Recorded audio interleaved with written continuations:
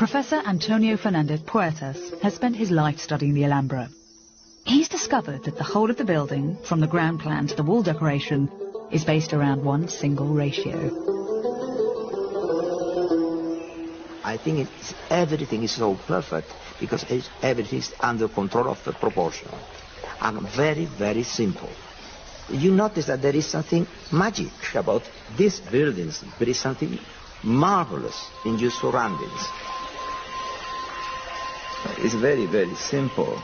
It's the relation between the ground and the elevations of the buildings. It's as simple as that. The king ordered a new palace.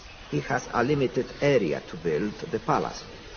To west, east, and south, he was limited. Then he did something ingenious and beautiful. The King of Granada asked his architects to harmonise each and every space within the palace according to a single set of proportions, a family of rectangles, each related to the other. If you want to get proportional rectangle, you have the same base.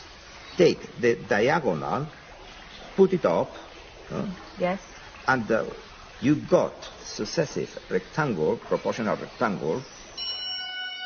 The key to the Alhambra's design is the simple relationship between the side of a square and its diagonal. If we use the diagonal to make a rectangle, and then the diagonal from that rectangle to make another, we get a progression of rectangles. The fourth rectangle is double the size of the first, and the diagonals in this sequence are in fact the square roots of 2, 3, 4 and 5. A magical sequence. And are they doing all this just with two set squares and a piece of string? Yes. That's very clever. Yes. Every part of the intricate network of spaces, all the courtyards, the hallways, the placement of every column was designed using inspired variations of this proportional system. Proportion is also in the elevation. You have the kiosk. Here you build a square, and with the diagonal, you swing it up. Nothing violated this incredibly elaborate system. The Alhambra is a triumph of mathematics as much as it is of aesthetics. Mathematical ingenuity is the root of its beauty.